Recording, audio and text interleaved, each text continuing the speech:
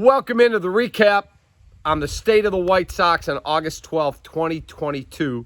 I'm David Kaplan. First, let me tell you that I was one of the ones picking the White Sox to win the World Series this year. That was a bad pick. Jeff Passan and many others who follow baseball closely and watch this team and watch the league thought that White Sox team has a chance. Shame on me for believing in a team that doesn't show any fire, doesn't show any grit. And grit is a huge, huge thing in determining who is somebody you can go to war with. That team's going to really play hard because they've got grit. There's a great book out there that you should read called Grit. And a lot of top executives and top coaches, Pete Carroll, said, we determined the grit test on our team. Well, I can tell you the White Sox are as far from a team that is built with grit as I've seen in a long time. They might be the most disappointing team I've seen in Chicago sports in 2 decades. Going into 2019, we thought the 2019 Bears, coming off at 12-4 with that great defense, maybe they were going to be really good. We learned Mitch wasn't good enough at quarterback, and the team wasn't well coached enough, and it didn't work out, so that was misguided. But this White Sox team, loaded with talent. They made astute signings. They lock up young players, Jimenez and Robert, to long-term deals. All of it looks great. And then you don't let your general manager hire who he wants as the manager, and said manager is not the same guy he was when he was managing Oakland and St. Louis. Now look, he's 77 years old. All of us, if the good Lord blesses us to get to age 77, we're not going to be the same person at 77 that we were at 47. I get that. But I don't believe Tony La Russa is being true to himself the way that he is not holding this team accountable. Luis Robert not hustling yesterday, and both Steve Stone and Darren Jackson calling him out on the broadcast for it. We've seen it from Tim Anderson. We've seen it from a bunch of guys. And stop with the nonsense that the training staff told us because we got to keep our guys healthy, that they don't have to run hard on routine groundouts. You're 3.5 back of Cleveland now in the division. You're in 3rd place. That's not how professional players play. I understand if you're down 8-1 or you're up 8-1 and you hit a little routine grounder to the second baseman and you want to just lollygag it down to first. All right, whatever. You have a leg injury. You're in a race. You're fighting for your playoff lives. We saw Jose Abreu, who I love. Jose Abreu on a fly ball to the right fielder the other day. He doesn't even get to first base, and the guy drops it. Fortunately, review, they overturned it. They put Jose at first. Yesterday, Luis Robert dogs it going down to first base. And Stoney rightly, and Darren Jackson rightly called him out. How about the lack of accountability from the front office to hold the hitting coach responsible?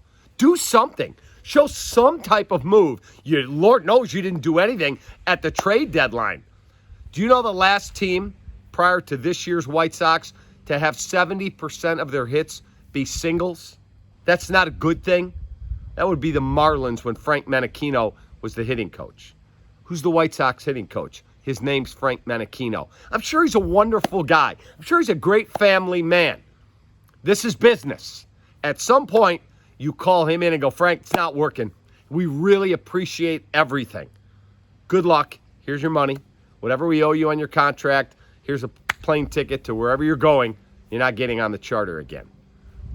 We have seen disappointment from starting pitchers that we counted on, that have not been consistent, have not been good. But the thing that bothers me the most about this team is they look like they don't give a shit. That's the embarrassing thing. And then yesterday, one of the guys who I have the most respect for on this roster is Johnny Cueto.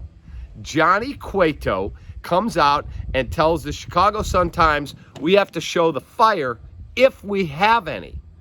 Jose Abreu says, I can only control what I do, which is basically saying I can't control the other dudes who aren't hustling. So Johnny Cueto says this. All this dude does in the back 9 of his career is go out and try and give you a chance to win every single day. Doesn't have the stuff he once had. He just finds a way on smarts, guts, guile, whatever you want to call it, to pitch and give you a chance to win. Dylan Cease yesterday, 14 straight starts, one or no runs earned allowed. ERA of .66. That's the greatest 14-game stretch in the history of baseball. And you can't support him against the moribund, lousy-ass Kansas City Royals, who just embarrassed you and took 3 of 4 in Kansas City. Add all this up, Cueto makes these comments, which I think were from the heart. Now it's through his translator. Maybe a little bit can be lost in translation. And what does Tony La Russa say? Not, Johnny makes valid points. We have to all be, but nope. He basically fires on Cueto that he should have kept that in-house, and that's what the family does, and I'll talk to him about it. It makes the manager look bad, and rightly so. Tony La Russa, this falls at your feet.